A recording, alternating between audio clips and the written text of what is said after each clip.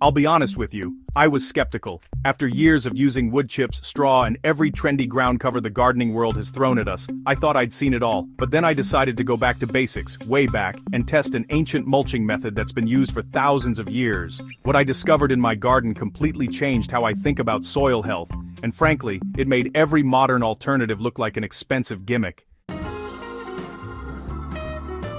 Welcome back to Ruthhaven Grounds, where we dig deep into what actually works in the garden. Today I'm sharing the results of my 6-month mulch showdown. And spoiler alert, the ancient winner isn't what you'll find stocked at your local garden center.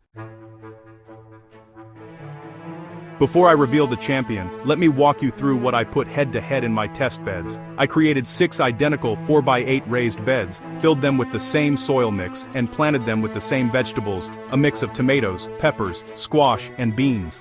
Each bed got a different mulch treatment, and I monitored everything from soil temperature and moisture retention to weed suppression and, most importantly, plant health and yield.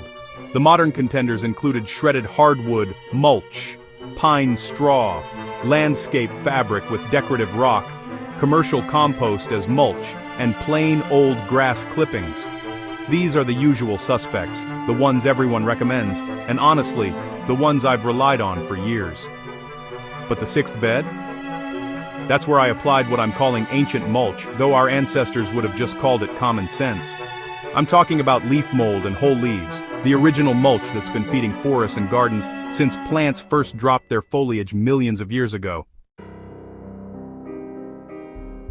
Here's what blew my mind as I dove into the research while setting up this experiment. Every single forest on Earth mulches itself with leaves. No one's out there buying bags of cedar chips for the woodland floor. Trees drop their leaves, those leaves break down, and the result is some of the richest, most biologically active soil you'll ever encounter.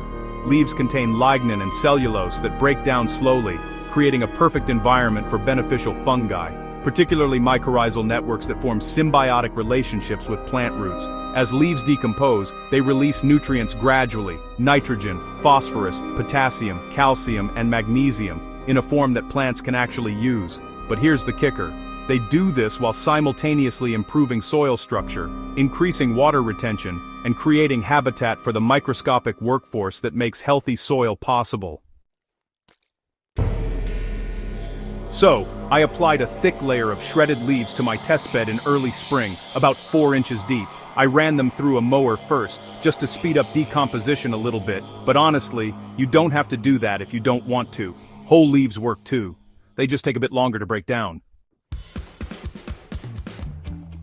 By month 2, the differences were already visible, and I documented everything on the Ruthhaven Grounds channel. The leaf-mulched bed was showing vigorous growth that really outpaced the others. The soil underneath stayed consistently moist, even during a dry spell when I had to water the other beds twice as often. And when I pulled back the mulch to check, the leaf layer was already beginning to break down, and I found earthworms everywhere. Fat, happy earthworms doing exactly what we want them to do.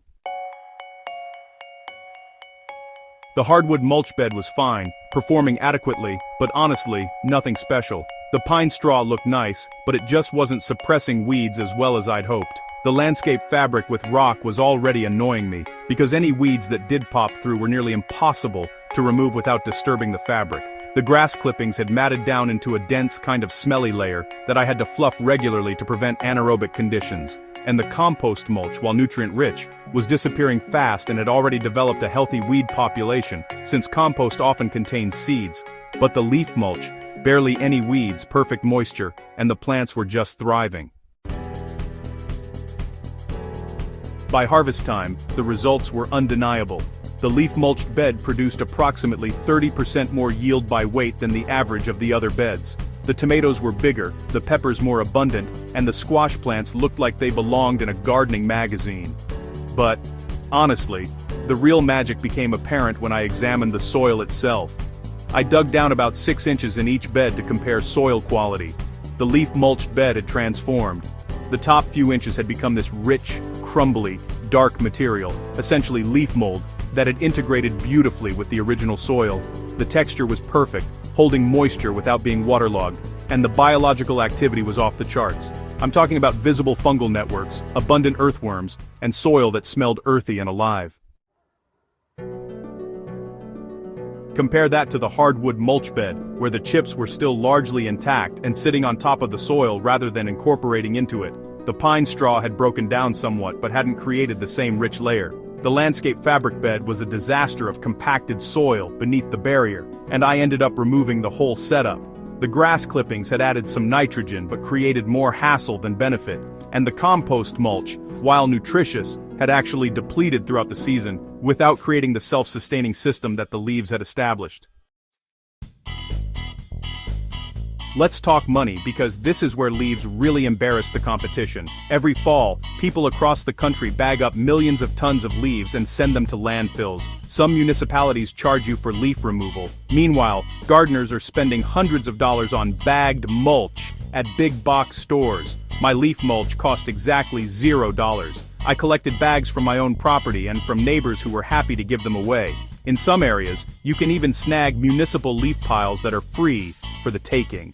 I calculated that achieving the same coverage area with commercial hardwood mulch would have cost me around $80, and I'd need to replenish it more frequently since it doesn't improve soil the way leaves do.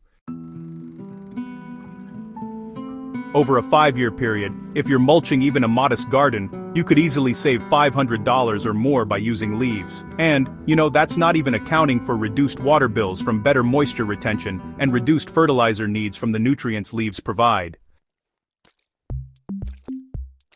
If you're ready to join the ancient mulch revolution, here's what I've learned works best. First, collect your leaves in fall, as many as you can possibly store. I keep mine in wire bins or large contractor bags in a corner of the yard. If you shred them first by running over them with a mower, they'll break down faster and won't blow away as easily. But honestly, whole leaves work fine too, especially under shrubs and in perennial beds.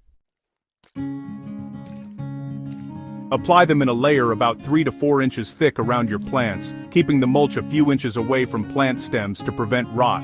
As the season progresses, the layer will compress and break down, so I usually add another inch or two mid-season. In vegetable beds, I often work the partially decomposed leaves into the soil at season's end, then apply a fresh layer for winter protection.